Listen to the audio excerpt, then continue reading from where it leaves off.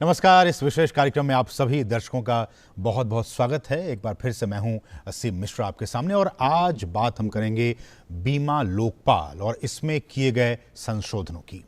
देखिए, दरअसल जैसे जैसे बीमा पॉलिसी धारकों की संख्या बढ़ती जा रही है, बीमा संबंधी शिकायतें भी लगातार बढ़ती जा रही हैं और इसी को देखते हुए सरकार ने कुछ विशेष व्यवस्थाएं की हैं। अब किसी भी कंपनी की बीमा पॉलिसी के धारक जो हैं वो सेवा में, सर्विसेज में किसी भी तरह की खामी की शिकायत अब ऑनलाइन दर्ज करा पाएंगे। यही नहीं, बीमा एजेंट या ब्रोकर की सेवा में अगर खामी है तो उसकी भी कंप्लेन अब वो कर सकेंगे। साथ ही साथ लोकपाल का जो पूरा सिस्टम है, जो तंत्र है, उसको भी मजबूत बनाने का मकसद भी इस संशोधन के जरिए यही है कि अगर कोई लोकपाल किसी कारणवश कार्यालय से अनुपस्थित रहता है तो अन्य लोकपाल को अतिरिक्त प्रभार देने का भी प्रावधान किया गया है ताकि सेवाएं जो हैं वो प्रभावित ना हो सके। सरकार के इस कदम के बाद बीमा धारकों को काफी फायदा होने जा रहा है। साथ ही बीमा से संबंधित शिकायतों के निपटारे में भी ये काफी मददगार साबित होगा। तो इस विषय पर आज हम विस्तार से चर्चा करेंगे और साथ ही साथ हम बात करेंगे कि कैसा रहा इस हफ्ते शेयर बाजार। और इस चर्चा में हमारे साथ बहुत ही खास मेहमान भी इस वक्त जुड़ गए हैं। हमारे साथ हैं बिमल गोयल, जो कि निदेशक हैं एसएमसी इंश्योरेंस ब्रोकर से। सर, आपका बहुत बहुत स्वागत है इस कार्यक्रम में। और सर, जैसा कि हम कह रहे हैं कि ये जो संशोधन किए गए हैं बिमल जी, ये इस पूरे इंश्योरेंस सेक्टर में और भी किस तरह से पारदर्शिता आए, कामकाज और भी बढ़े, लोग को के मन में अगर कोई कंप्लेन है, कोई शिकायत है तो वो दूर रह सके। कैसे देखते हैं इस पूरे संशोधन को? इस पूरे सेक्टर के लिए कितना फायदेमंद होगा ये संशोधन? हाँ, देखिए, इंश्योरेंस शिकायतों के लिए पहले से ओम्बड्समैन हैं, लेकिन उसका जो प्रोसेस है वो अब बहुत बढ़िया किया जा रहा है। 2 मार्च से ये इफेक्टिव हो गया है। तो क्या हो रहा था कि पहले जैसे आपको शिकायत करने के लिए ट्रेवल करना पड़ता था, फिजिकल कॉपी फाइल करनी पड़ती थी। अब आपको फिजिकल कॉपी के बिना आप ऑनलाइन भी सबमिट कर सकते हैं, ऑनलाइन आप स्टेटस चेक कर सकते हैं और इवन इसमें वीडियो कॉन्फ्रेंस के थ्रू हियरिंग का प्रोविजन किया हुआ है जी। तो इससे फायदा क्या होगा कि आप जहां पर भी बैठे हुए हैं आपको ट्रैवल करने की जरूरत नहीं है, आपका काम जल्दी होगा और बिना खर्चे के होगा। तो ये 2 बड़ी चीजें जो है, बाकी तो बहुत सारे चेंजेस किए हैं इसके अंदर, 6-7 अलग अलग चेंजेस किए हैं। इसमें से जो कंज्यूमर्स हैं उनको अपनी शिकायतों को उसका रिजोल्यूशन करवाने के लिए एक बढ़िया प्रोविजन इसमें किया गया है। नहीं, लेकिन बिमल जी, अगर इन संशोधन से पहले वाली स्थिति की बात करें तो किस तरह से समस्याएं जो लोग हैं वो फेस किया करते थे? इस पूरे इंश्योरेंस सेक्टर में क्या कुछ खामियां थी जिनको कि दूर करने के लिए इन संशोधनों को लाया गया? देखिए, इसमें एक प्रोविजन ये था कि पहले जो ओम्बड्समैन अपॉइंट होते थे उसका जो सिस्टम था, अब वो सिस्टम थोड़ा सा बेटर कर दिया गया है। कुछ शिकायतें थी कि जो ओम्बड्समैन आ रहे हैं वो इंश्योरेंस कंपनीज के थ्रू आ रहे हैं और वो इंश्योरेंस कंपनीज को ज़्यादा उनके पर्सपेक्टिव का ज़्यादा ख्याल रखते हैं। तो अब जो है, जो सिलेक्शन कमेटी के अंदर जो अपॉइंटमेंट प्रोसीजर है वो चेंज कर दिया गया है। उसके कारण से अभी जैसे एक कंज्यूमर एक्टिविस्ट है, he will also be sitting in the selection committee to decide who will be the ombudsman. तो इसको कोशिश किया जा रहा है कि ये और ज्यादा इंडिपेंडेंट हो जाए ओम्बड्समैन। तो एक तो ये चीज आ रही है। दूसरा ये आ रहा है कि पहले ओम्बड्समैन की यदि कोई किसी ने रिजाइन कर दिया या कुछ हो गया है तो वैकेंसी जब तक फिलअप नहीं करेंगे तब तक प्रॉब्लम रहती थी, तो डिले हो जाता था। अब ये प्रावधान कर दिया गया है कि किसी और ओम्बड्समैन को एडिशनल चार्ज दिया जा सकता है। तो ये एक इस तरह से, तो मैंने फर्स्ट पॉइंट बोला कि कॉस्ट इफेक्टिवनेस के लिए एक प्रोविजन हो गया है। दूसरा, इसका जो मत है उनका, ओम्बड्समैन का जो पर्सपेक्टिव है उसके अंदर इफेक्ट आ जाना चाहिए इसका। और तीसरा जो है, जो डिले होती थी, डिले को कर्टेल करने के लिए प्रोविजन किया गया है। ठीक है। इसके साथ में मान लीजिए यदि कोई ब्रोकर है, पहले इंश्योरेंस ब्रोकर्स को इसके अंदर शामिल नहीं किया गया था और बहुत सारी शिकायतें थी कि इंश्योरेंस ब्रोकर्स के अगेंस्ट में भी कि कुछ लोग इसकी इंश्योरेंस की मिस सेलिंग करते हैं। बिल्कुल तो उसको पहले प्रावधान में नहीं था, अब उसका स्पेसिफिक प्रोविजन करके इंश्योरेंस ब्रोकर्स को भी इसमें शामिल किया गया। हमारे साथ डॉक्टर एनसी माहेश्वरी भी जुड़ गए हैं इस वक्त, जो कि अध्यक्ष हैं, प्रेसिडेंट हैं फार साइड ग्रुप से। सर, आपका बहुत बहुत स्वागत है, और आप इस कार्यक्रम से लगातार जुड़ते भी रहे हैं, अपने जो अनुभव हैं वो हमारे साथ साझा करते रहते हैं। माहेश्वरी जी, हम आज चर्चा कर रहे हैं कि जिस तरह से जो इंश्योरेंस और ओम्बुड्समैन हैं, उस पूरे तंत्र में कुछ संशोधन किए गए हैं, और संशोधन करने का जो मकसद है सरकार का वो ये कि जो पॉलिसी होल्डर्स हैं उन्हें किसी तरह की कोई दिक्कत ना हो, पूरे सिस्टम में ट्रांसपेरेंसी आए, सारी चीज़ें और भी अच्छे से आगे बढ़ सके। कैसे देखते हैं आप इन संशोधनों को?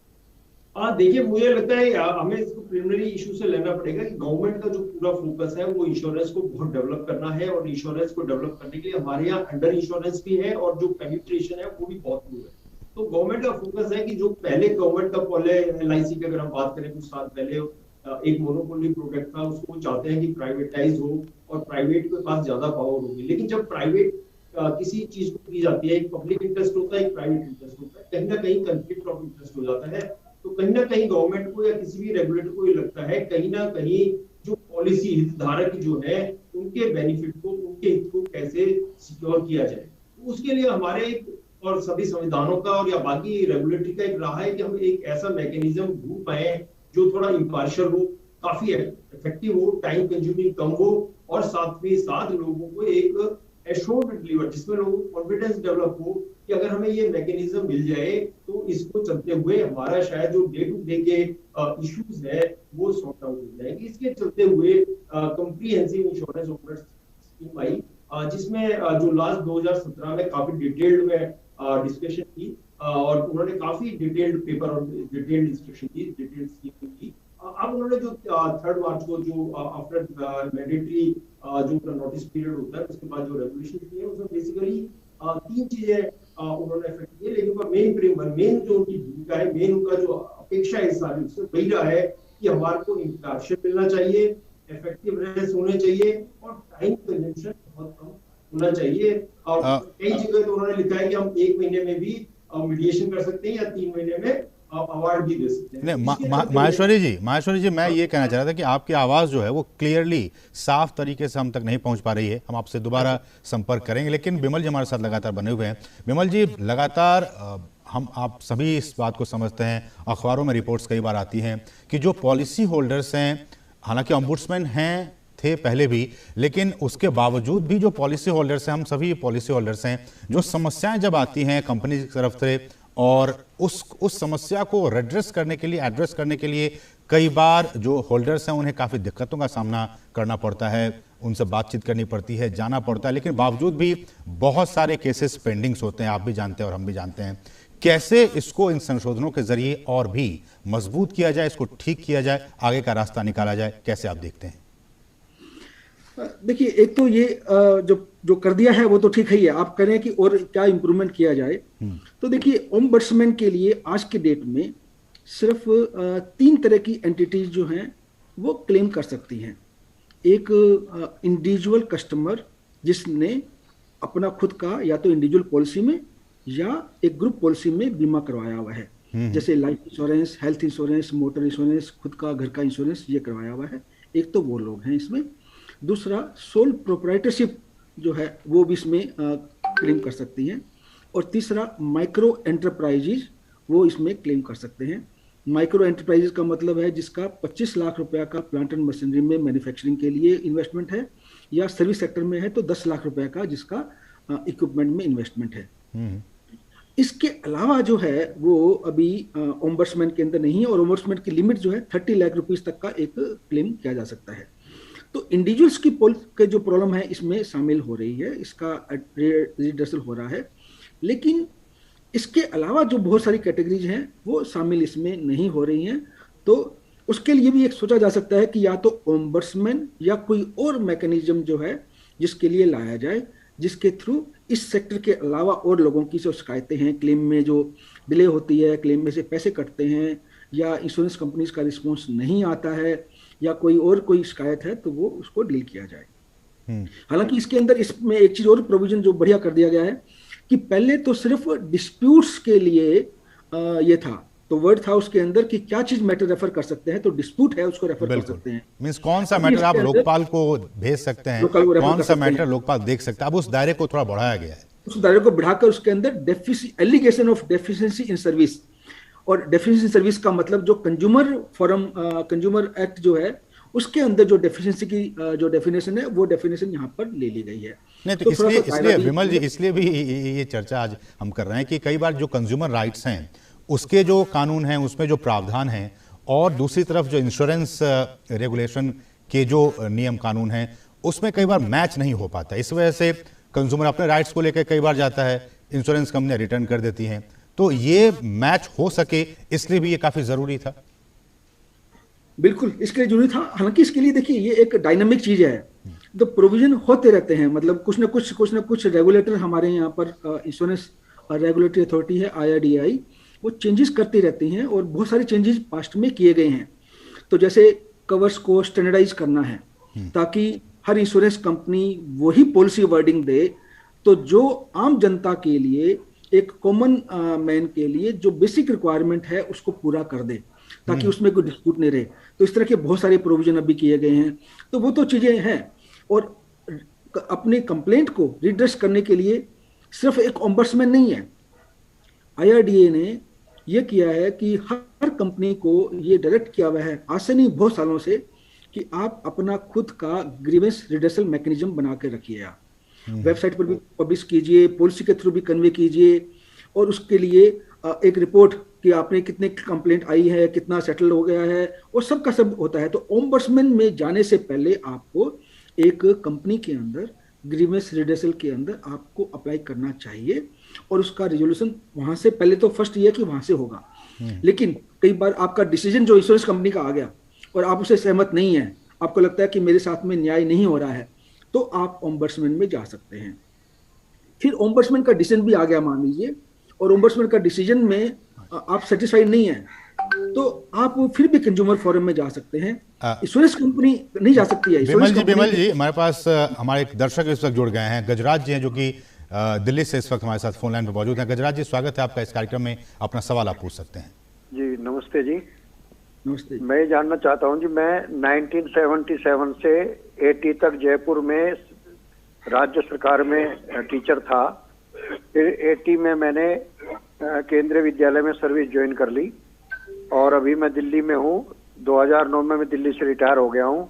तो वहाँ पर जो मेरा इंश्योरेंस का पैसा कटता था जयपुर में, वो आज तक उस रिफंड नहीं हुआ, और न उसकी कोई पेंशन के रूप में कुछ उपलब्धि हुई। तो इसके लिए क्या किया जाए?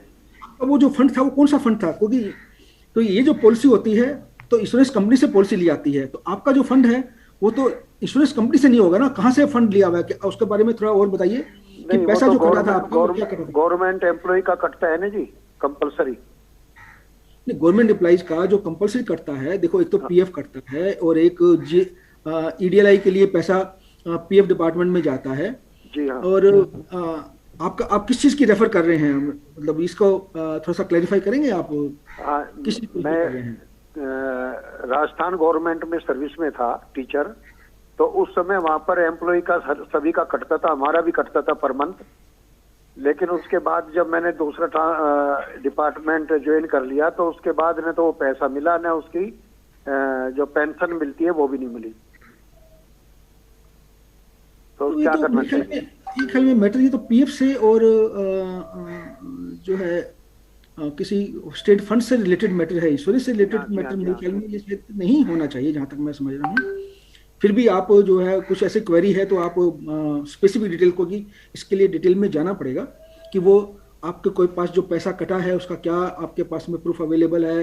ऐसे तो स्टेट का एक मैकेनिज्म है, आप रिजोल्यूशन ऑफ पब्लिक ग्रीवेंसेस के लिए, RPG के लिए बहुत सारा मैकेनिज्म बना हुआ है। आई एम श्योर कि आपने वो शायद यूज कर लिया होगा, यूज नहीं किया होगा तो आप वो यूज कर सकते हैं। लेकिन मेरे को फिलहाल ये लगता है कि ये जो मैटर है इंश्योरेंस से कितना लिंक्ड है, इंश्योरेंस कंपनी से तो डायरेक्टली लिंक नहीं लगता है ये मैटर। विमल जी, और मैं एक छोटे से ब्रेक के लिए यहाँ रुकूंगा क्योंकि समय इस प्रोग्राम में अब थोड़े से रह गए हैं। जब ब्रेक के बाद वापस आएंगे तो इस विषय पर और भी विस्तार से बातचीत करेंगे। फिलहाल रुकेंगे छोटे से ब्रेक के लिए।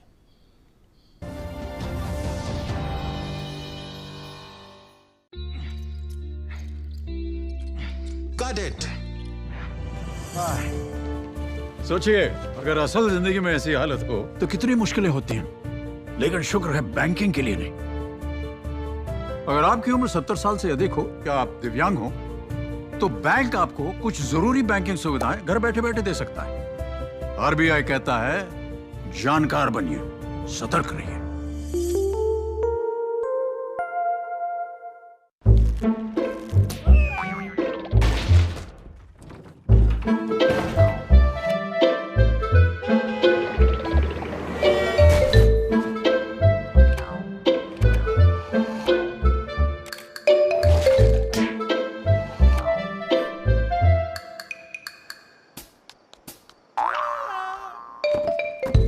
मेरे पास तो कई लाइफ्स हैं, मुझे लाइफ इंश्योरेंस की क्या जरूरत। लेकिन आपके पास तो एक ही लाइफ है। अपनी फैमिली को सिक्योर कीजिए LIC के साथ। LIC, जिंदगी के साथ भी, जिंदगी के बाद भी।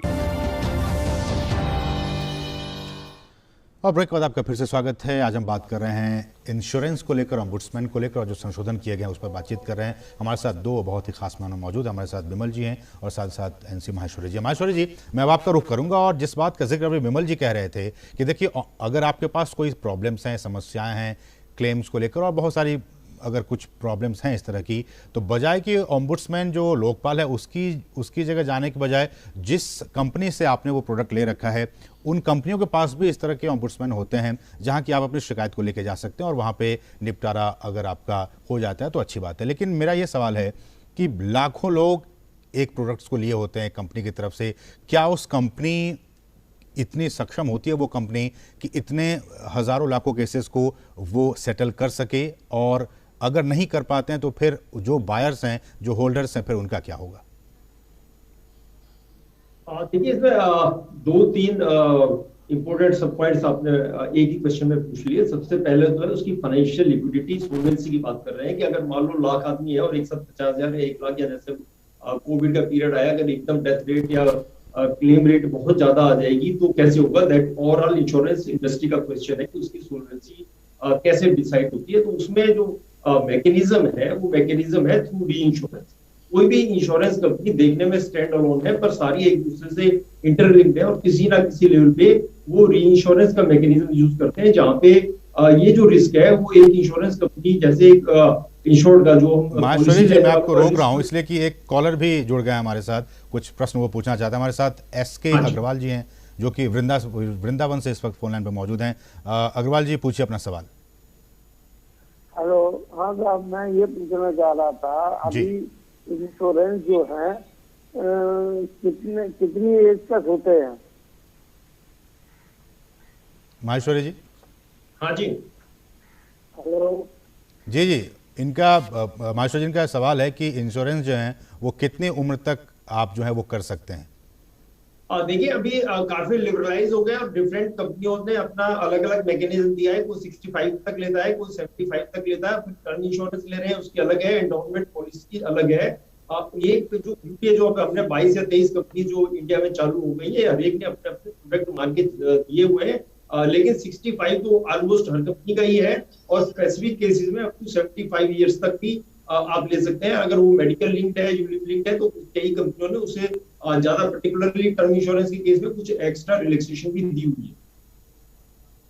ठीक है, उम्मीद करते हैं कि अग्रवाल जी को अपना आंसर मिल गया। लेकिन माहेश्वरी जी, आप अभी जो बात कह रहे थे, जी अभिमल जी, आप कुछ कहना चाह रहे हैं? हाँ, सबसे पहले होता है हेल्थ इंश्योरेंस के लिए IRDA की तरफ से मैंडेट है अप टू एज ऑफ 65 तो सभी इंश्योरेंस कंपनीज को अपने प्रोडक्ट देने होते हैं।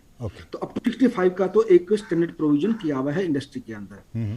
अब मोर देन 65 के लिए हेल्थ इंश्योरेंस के लिए बहुत सारी पॉलिसीज अवेलेबल हैं जो up to the age of 80 मतलब 79 की एज तक, 79 से 80 क्रॉस करने से पहले पॉलिसीज मिल जाती हैं।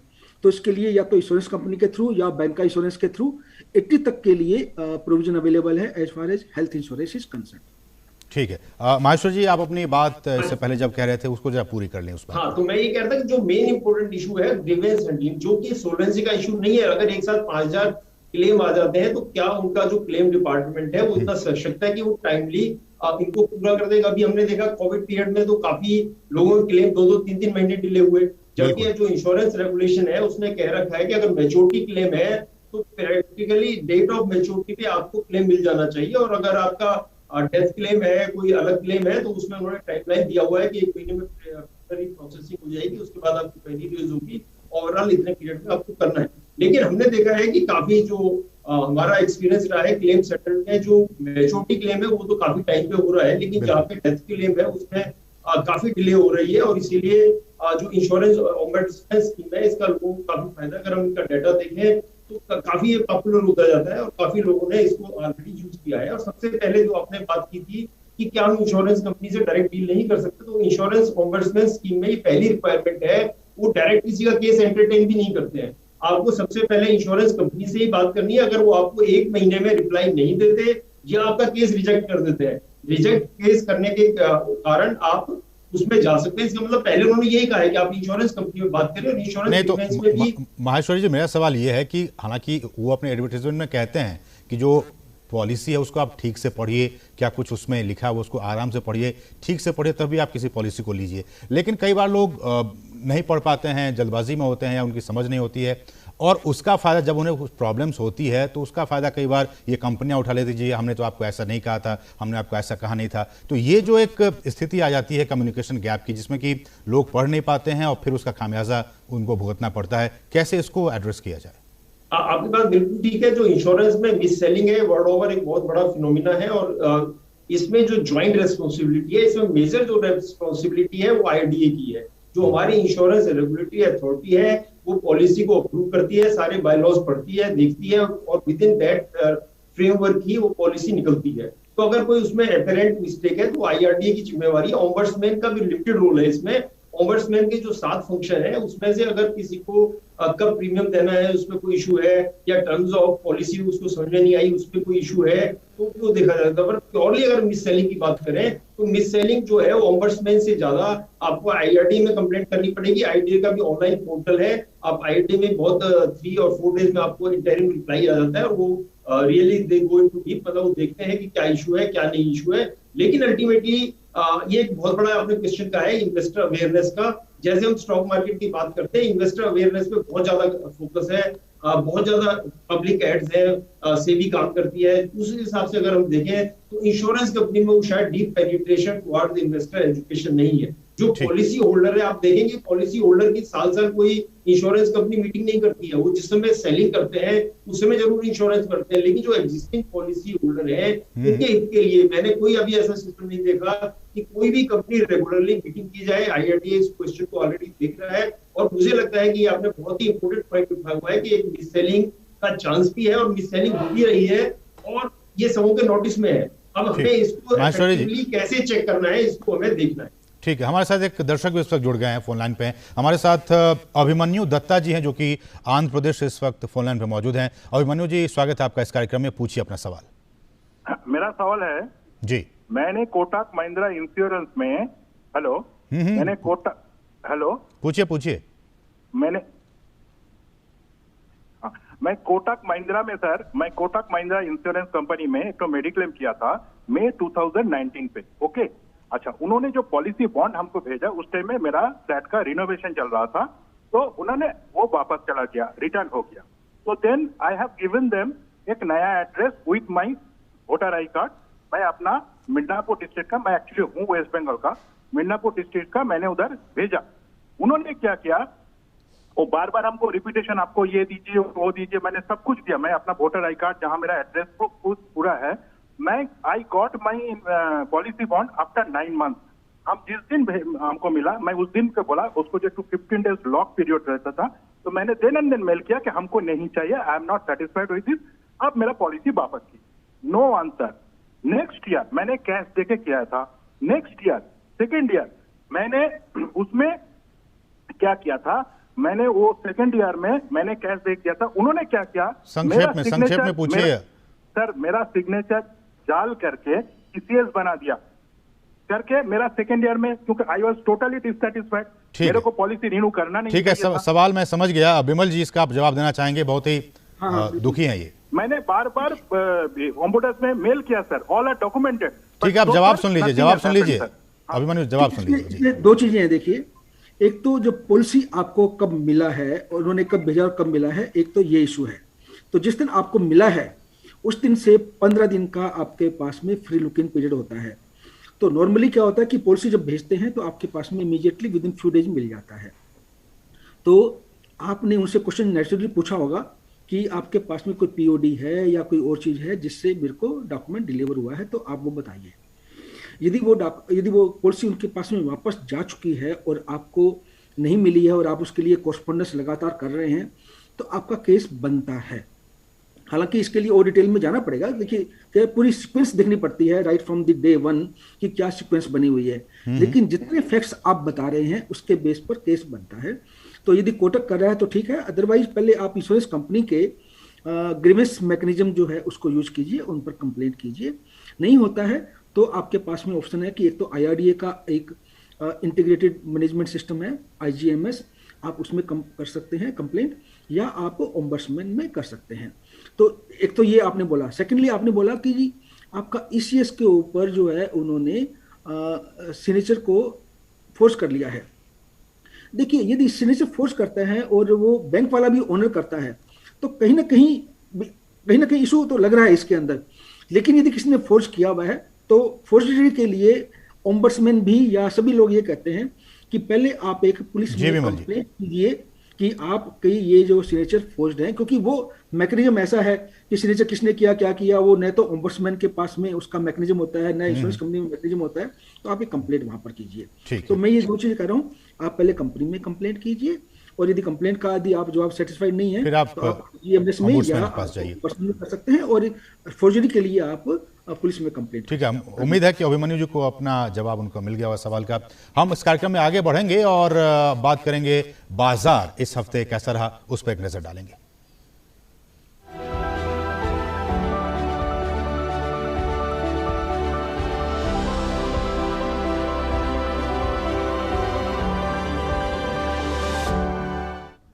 कुछ पॉइंटर्स हमारे पास हैं, हम उस पर निगाह डालते हैं कि शुक्रवार को घरेलू शेयर बाजारों ने बड़ी गिरावट के साथ सत्र का अंत किया। बाजार लगातार दूसरे दिन मुनाफा वसूली के दबाव में रहा। ये कुछ हाइलाइट्स इस पूरे हफ्ते के गिरावट के साथ। बाजार लगातार दूसरे दिन मुनाफा वसूली, गिरावट का दौर यहाँ जारी रहा, मुनाफा वसूली के दबाव में रहा बाजार। गुरुवार को अमेरिकी बाजार बड़ी गिरावट के साथ बंद हुए थे, जिसका असर जो है वो शुक्रवार को घरेलू बाजार पर भी दिखा। साथ ही साथ अमेरिका में बॉन्ड यील्ड बढ़ने, कच्चे तेल में तेजी और कोरोना के नए मामलों ने बाजार पर कहीं न कहीं दबाव बनाने की कोशिश की। शुक्रवार को भी सभी सेक्टर्स में बिकवाली का दबाव देखने को मिला, लेकिन सबके बीच PSU बैंक इंडेक्स ने 4% और मेटल इंडेक्स ने 3.25% का गोता लगाया। वहीं रियल्टी, निजी बैंक, IT और वित्तीय सेवा इंडेक्स ने 1.25 से 1.5% तक की कमजोरी दर्ज की। वहीं निफ्टी 50 इंडेक्स पर 1 दर्जन शेयर हरे, जबकि 38 शेयर ने लाल निशान के साथ कारोबार का अंत किया। माहेश्वरी जी, कैसा रहा, अगर आपसे मैं जानना चाहूं इस पूरे हफ्ते बाजार का हाल? मार्केट में वॉलेटिलिटी काफी ज्यादा रही और पर्टिकुलरली जो इन्फ्लुएंस रहा वो डो जोन्स का। जो आप अमेरिकन बाजार की बात करें, आप नेस्डैक की बात करें, डो जोन्स की बात करें, तो हमने बहुत ही ज्यादा उतार चढ़ाव देखने को मिला। और आपने जो 3 फैक्टर बोले कि क्रूड की प्राइस में निरंतर तेजी है, हल्की सी करेक्शन आई थी, लेकिन उसके बाद ओपेक जो प्लस है उन्होंने कहा कि हम जो आउटपुट पे कट है वो भी कंटिन्यू करेंगे। उसके दोबारा चलते हुए क्रूड दोबारा फर्म हो गया। और लेकिन इस बाजार में पिछले हफ्ते में जो एक इम्पोर्टेंट इंडिकेटर मिला वो लिखा कि हमारा जो रुपया है वो काफी स्ट्रॉन्ग होता जा रहा है और कंटिन्यूअसली इस हफ्ते में आप देखें तो कभी 50 पैसे, कभी 30 पैसे, कभी 20 पैसे, ओवरऑल हमारा रुपया जो है थोड़ा स्ट्रेंथन हो रहा है। तो that is a good feature. लेकिन उससे जहां तक हमारा इंपोर्ट होता है, इंपोर्ट में थोड़ा सा हमें रिलेटिवली बेनिफिट मिलेगा, लेकिन रुपया स्ट्रॉन्ग होने से जी माहेश्वरी जी, हमें ये लग रहा है कि FFI का पैसा और ज्यादा इंडिया में आएगा। ठीक है, चलिए समय की इतनी ही हमें इजाजत मिल रही है। बहुत बहुत शुक्रिया विमल गोयल जी, निदेशक SMC इंश्योरेंस ब्रोकर्स, बहुत बहुत शुक्रिया इस कार्यक्रम से जुड़ने के लिए सर।